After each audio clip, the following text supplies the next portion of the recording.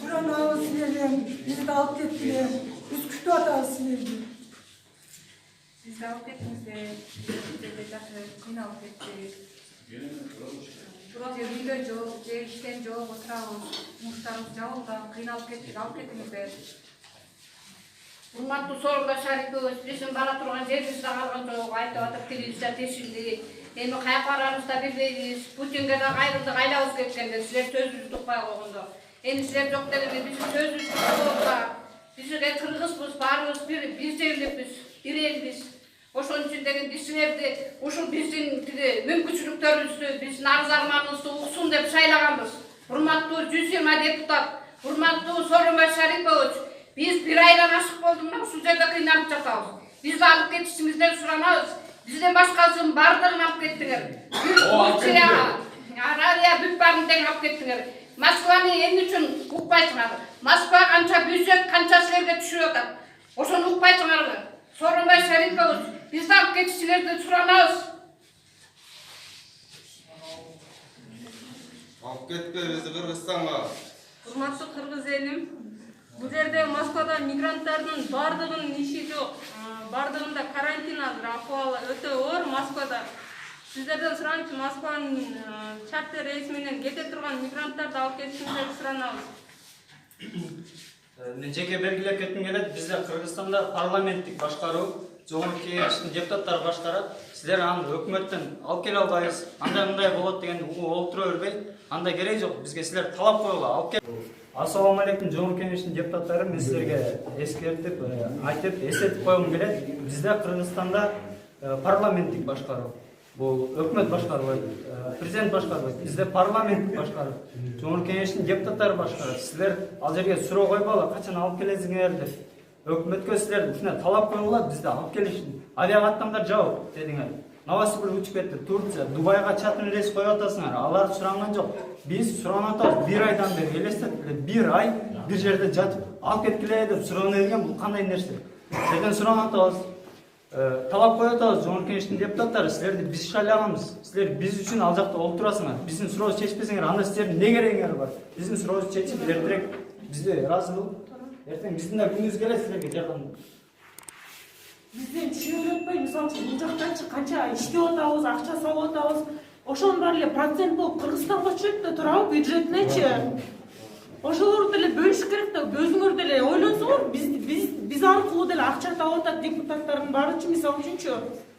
Prezident dele oşon baары birдей bölünüş керек.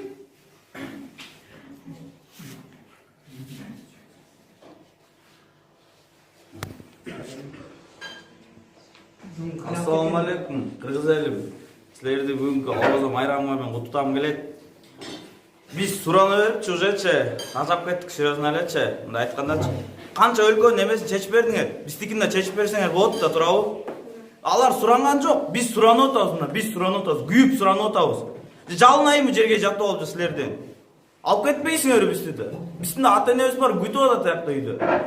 Келгиле да маякта болсо ат бөлтүр салгыла кереги жок болсо, биз ушунчалык силерге кереги жокпу? Кереги дан шайлоодончу. Келесиңер ар бир айылга концерт коюп, музыка коюп. Алып кетпейсиңер бизди деле.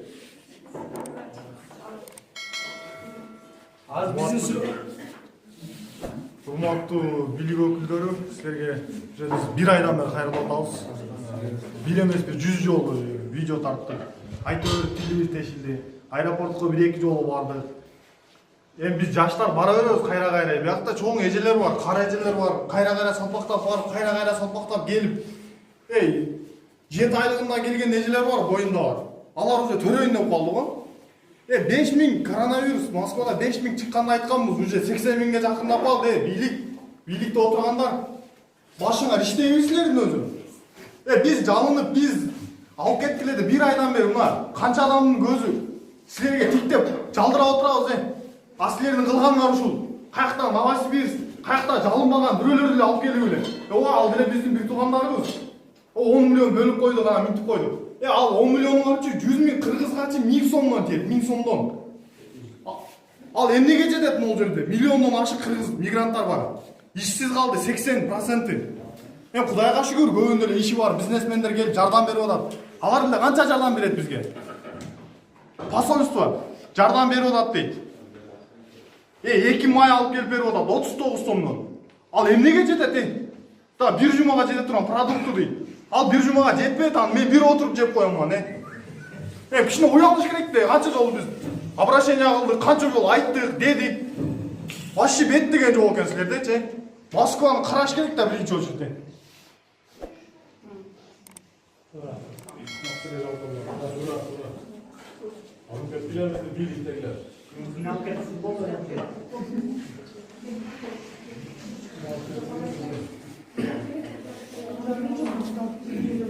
Алып кетесиңер же алып кетпейсиңерби? Президент жана депутаттар силерге кайрылуубуздун себеби баардык өлкөгө бирдей акча бөлүнүп жатат. Эмнеге Москвага вообще көңүл бурбай жатасыңар? Депутаттардын справедливости вообще жок. Значит, жеп атат акчаны. Бүт өлкөгө бирдей бөлүнгөндөн, значит, баары бирдей кетиш керек болчу очередь менен. Дубай кетти, Турция кетти. Эмнеге бизге вообще көңүл бурбай жатасыздар? Бул жакта вообще уже бир айдан ашуун жатабыз, кыйналуу болуп атат бул жакта. Кош бойлуулар бар, мисалычы. Если ушунчалык кыйналуу болсо, Дубайдан деле, Турциядан деле видео түшмөктү. Значит, алардын арасында кош бойлуу жок, ооругандар жок. А бизде бул жакта толуп жатат ооруган адамдар, жаштар бар, карыгандар бар. Такыр көңүл бурулбай жатат бул жак. Ушул жакка да көңүл бурсаңар депутаттар, креслону кучактап жатасыңар баардыгыңар. Баардыгына бирдей мамиле, баардыгына ушундук калыстык болуп, баарыңар бирдей чечип беришиңер керек бул нерсени. Биз уже кыйналып атабыз, бул жакта уже төрөнгө өткөн адамдар бар. Саламатсыздарбы кыргыз элим жана кыргыз өкмөт башчылары. Биздин сиздерге суранарыбыз, биздин хостелде жатканыбызга мына 1 ай болду. Элдерден, анан өкмөт башчыларынын сүйлөгөн сөзү хостелдеги эркектердин намусу жокпу? Ошол жерге барып 1 айдан бери жатышат, иштебей, каякта иштейт. Бүт бардык жерде карантин, орустар өздөрүнүн карантинден сактап жумуштарын жаап үйлөрүндө отурушат. Эмне себептен биздин кыргыздын жигиттерине карантин эмес, ишиңерди, жумушуңарды кылгыла деп. Карантин бүт бардык жерде иш жабылган. Биздин айласыздан өз сатып алган билеттерибиз менен өзүбүзгө чартер рейс менен уюштуруп бизди алып кетишиңиздерди суранабыз. Анан дагы бир сөз, мигранттар келсе Кыргызстанга өкмөткө бюджети азайып калат, акчасы деп атат да. Биз барсак өкмөттүн үйүндө жашабайбыз да турабы. Ушул убакка чейин биз өз үйүбүздө жашап келгенбиз. Барсак дагы өзүбүздүн жашообузду өзүбүз курайбыз, биз турабы. Биз өкмөттөн эч качан бизге жардам болгон эмес, элге дагы деле болбойт. Силерден бир гана суранарыбыз, чартер рейс уюштуруп берсеңер, ушул жерде жүргөн элдер өз мекенине, өз үйүнө барып өзүн тиргелин кылат. Эч качан өкмөткө салымын салган эмес. Сиздерден сураныч, Москваны дагы карап алып кетишиңиздерди катуу талап кылабыз. Рахмат. Сөйлөгөндөр бар, сөз жакшы сөз. Кошулгула.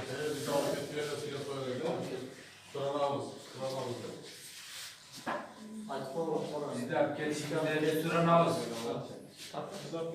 Судан ичип нан жутат. Сураныч сиздерден Москваны анын адамдардын айтканы хостелде даяр жатаканыңар бар экен, тамак ашыңар бекер экен, жеп жашай бергиле. Бул жерде сонуркаган үчүн хостелде жатакана бар экен, тамак аш бар экен деп сонуркап жашап жүргөн жери жок. Булар айласыздан жашап жүрүшөт. Оңой эмес, Кыргызстанда уже ата-энеси күтүп аткандар бар, биякта жаш балдарга сарсануу. Ар кимдин деле ата-энеси бар да, бул жактачы мисалы үчүн силердин деле ата-энеңер бар, күйөт. Бизди деле күтүп атат ата-энесичи. Кандай кыйналуу менен биз буга чейин иштебей койсок, бир жөн иштеп жатып, өзүбүздүн акчабызга чейин биз иштеп акча сурадыкпы силерден. Москвада мигранттардын маселесин карап бергиле сураныч. Бизди алып кеткиле Кыргызстанга. Ушу жагдан токтоо өчүрүбүз.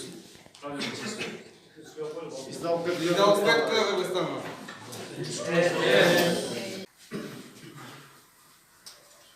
Урматтуу Сооронбай Шарипович жана Кыргызстан эли шайлаган Жогорку Кеңештин депутаттары жана өкмөт жетекчилери.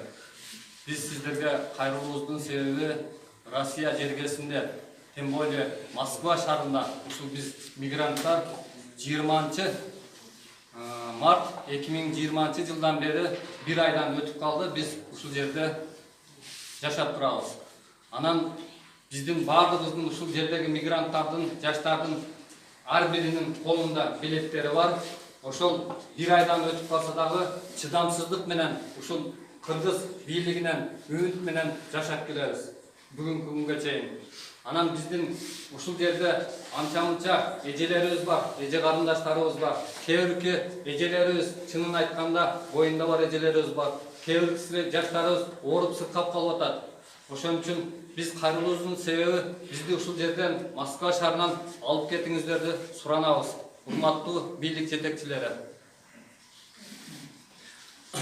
Урматтуу Сооронбай Шарипович, жана биздин элибиз күйүп шайлаган депутаттар. Биздин кайрылуубуздун себеби башка тараптардан негедир Новосибирскийден карантин болбогон шаардан деле өзүбүздүн жарандарды тездик менен алып чыгып кеттиңер. Экинчи очередь Турциядан ташып бүтүп калдыңар. Турциядан да почти 3-4 самолет келди. Кыргызстанга келип уже жаткырдыңар. Ашып барса 11 000 места бош дедиңер. Ал жакта карантинге алып 14 күнгө эме кылган. Бирок мында караганда азыр 1000 адам бар Кыргызстанга. 10 000 места бош мында эсептегенде. Эртең мына Дубайга 5 миллион бөлүндү эле. Москва менен кошулчу. Ошол Дубайга бөлүнгөн 5 миллионду азыр жаңылыктардан көрдүм. Эмеден Дубайдан 2-3 күндөн кийин дагы Дубайда биздин кыргыз жарандар учуп келет экен. Эмнегендир мына Москвага бизге көңүл урбай атат да. Себеби мында бир тарапта болуп калып атат, же Москванын адамдары бизде кыргыздар көп болуп жатат биз бул жердечи, Москвада жайгашкан. Бирок ушул нерсени чечсе болот да, дипломатиялык жол мененчи. Президент 2 жолу, 3 жолу Москвага учуп келип кетет, урматтуу. Келип чечип кетет ушундай проблемалардычы. Башка убакта министрлер учуп келип кетет. Мамлекеттик деңгээлде 30 жылдан бери мигранттар жүрөт.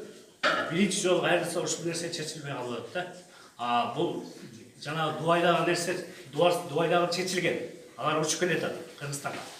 Турция уже ташылып бүтөйүн деп калды. Москва кыймылдап атат. Москвада ушунчалаган кыргыздар көрүп турасыңар, боюнда бар эжелер, карындаштар баары кыйналып